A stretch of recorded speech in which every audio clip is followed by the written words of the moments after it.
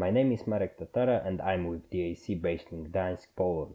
Today I'll present how Use Case 11 configuration tool for autonomous provisioning of local clouds, on which we are working with CISC and GUT, addresses the objectives of Work Package 2 of the Arrowhead Tools project. Let me start with a short outline of the presentation. It will be divided into three parts: general introduction to the use case, the engineering process of the use case, and finally, how the objectives of Work Package 2 are addressed by the developed system. Let's move on to the first part, use case overview.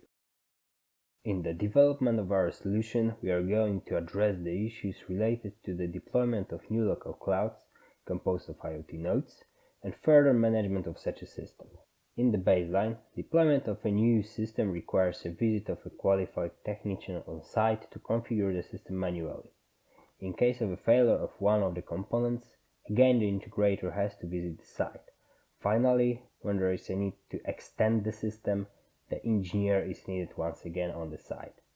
Many of these configuration activities are repetitive and can be automated, and this is our goal. Make the process of local cloud deployment, onboarding of new devices, and remote diagnostic as easy as possible, taking into account security measures. That is also why Eclipse Arrowhead is a key technology here.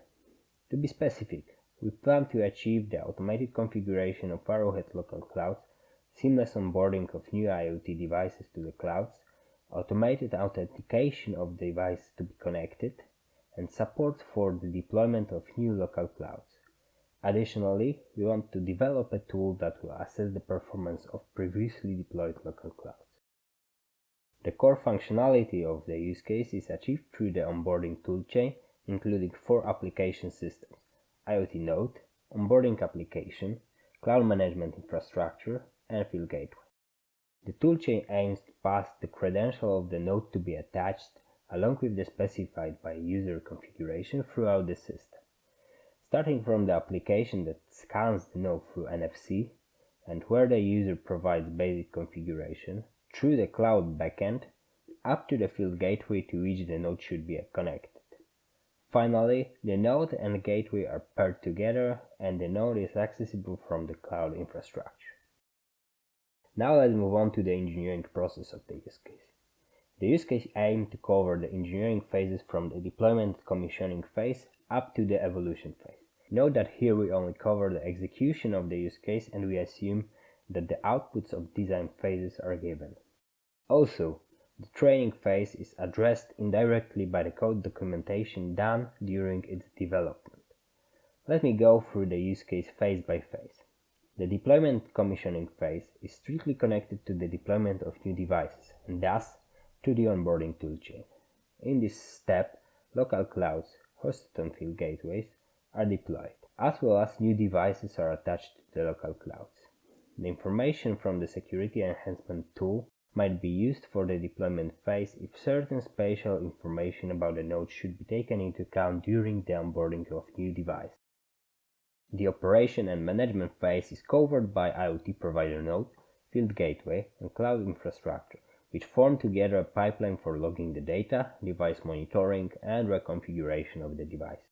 The security enhancement tool can be used to monitor the spatial information about the nodes during their operation. The maintenance, decommissioning, and recycling phase can be addressed through the performance assessment tool, which sends the information to the cloud infrastructure and eventually visualizes them. The evolution phase is also related to the onboarding toolchain, which allows for dynamic physical reconfiguration of the deployed system. In other words, engineering is switched from the design time to the runtime. Now let's have a look at how the objectives of Work Package 2 are addressed by the use case. The first objective concerns moving from the design time to runtime engineering.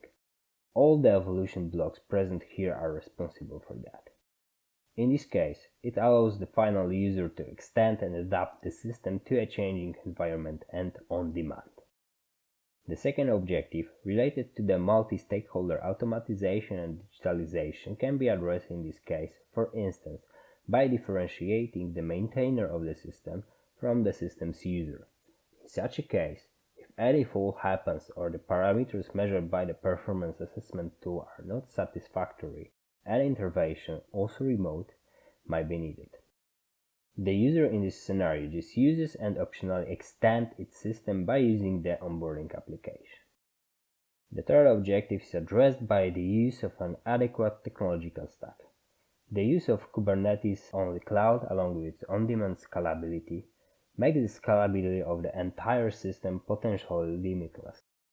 On the hardware side, field gateways should be able to handle approximately 20 IoT devices each, and when more nodes are needed, simply another field gateway should be added. A single gateway is a node on the internet with its own IP, and the number of gateways is limited by the throughput of the internet network and the number of available IP numbers. For the fourth objective, in the development phase the documentation is maintained as part of the code repository. It might be also included in the CI/CD pipeline for the automated documentation generation and update. I hope that during this presentation I showed what is the idea for further development of the use case and how it fits the engineering process and the aims of Work Package 2. Thank you.